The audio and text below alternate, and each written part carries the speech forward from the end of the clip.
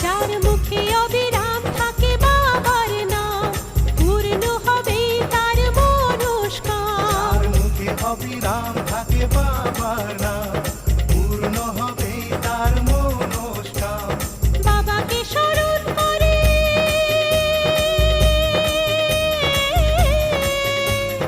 বাবাকে স্মরণ করে চলো রে আরো জোরে, থাকবে না কষ্টের লেশ, স্বপ্ন সফল